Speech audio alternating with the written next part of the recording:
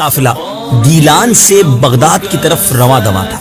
جب یہ قافلہ ہمدان شہر سے روانہ ہوا تو جیسے ہی جنگل شروع ہوا، ڈاکوؤں کا ایک گروہ نمودار ہوا اور قافلے والوں سے مال و اسباب لوٹنا شروع کر دیا۔ اس قافلے میں ایک نوجوان بھی تھا۔ ایک ڈاکو اس نوجوان کے پاس آیا اور کہنے لگا، صاحبزادے تمہارے پاس بھی کچھ ہے؟ نوجوان بولا، میرے پاس 40 دینار ہیں جو کپڑوں میں سلے ہوئے ہیں۔ ڈاکو نے کہا، صاحبزادے مذاق نہ کرو، سچ سچ بتاؤ۔ نوجوان نے بتایا، میرے پاس واقعی 40 دینار ہیں، یہ دیکھو میری بغل کے نیچے دیناروں والی تھیلی کپڑوں میں سلی ہوئی ہے۔ راہزن یعنی ڈاکو نے دیکھا تو حیران رہ گیا اور نوجوان کو اپنے سردار کے پاس لے گیا اور سارا واقعہ بیان کیا۔ سردار نے کہا، نوجوان کیا بات ہے، لوگ تو ڈاکوؤں سے اپنی دولت چھپاتے ہیں مگر تم نے سختی کیے بغیر اپنی دولت ظاہر کر دی۔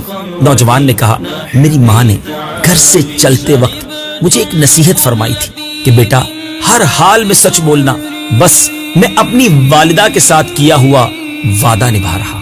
نوجوان کا یہ بیان تاثیر کا تیر بن کر ڈاکوؤں کے سردار کے دل میں پیوست ہو گیا۔ اس کی آنکھوں سے آنسوؤں کا دریا چھلکنے لگا۔ وہ کہنے لگا، صاحبزادے تم کس قدر خوش نصیب ہو کہ دولت لٹنے کی پرواہ کیے بغیر اپنی والدہ کے ساتھ کیے ہوئے وعدے کو نبھا رہے ہو، اور میں کس قدر ظالم ہوں کہ اپنے خالق و مالک کے ساتھ کیے ہوئے وعدے کو پامال کر رہا ہوں اور مخلوق خدا کا دل دکھا رہا ہوں۔ یہ کہنے کے بعد وہ ڈاکوؤں کا سردار اپنے ساتھیوں سمیت سچے دل سے تائب ہو گیا اور لوٹا ہوا سارا مال، جی ہاں صرف اس نوجوان کا مال نہیں بلکہ پورے قافلے والوں کا مال واپس کر دیا۔ اے میرے میٹھے اسلامی بھائیوں، آپ جاننا چاہیں گے یہ کون نوجوان تھا جو جوانی کے عالم میں اس قدر سچ بولنے والا اور اپنی ماں سے کیے ہوئے وعدے کی پاسداری کرنے والا تھا؟ کہ نوجوان کوئی اور نہیں، آسمان ولایت کے چمکتے ہوئے تارے، جی ہاں پیران پیر، پیر دستگیر سیدی غوث اعظم شیخ عبد القادر جیلانی رضی اللہ تعالی عنہ تھے۔ یہ آپ ہی کی نوجوانی کا واقعہ ہے کہ آپ کی والدہ نے آپ سے سچ بولنے کا وعدہ لیا تھا اور آپ نے اس وعدے کو نبھایا۔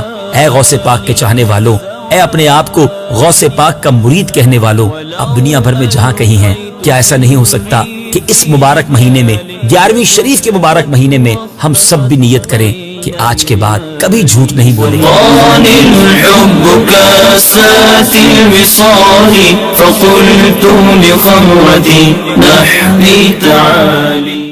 دین کی بات پھیلانا صدقہ جاریہ ہے۔ ثواب کی نیت سے ویڈیو کو شیئر ضرور کیجیے۔ جزاک اللہ۔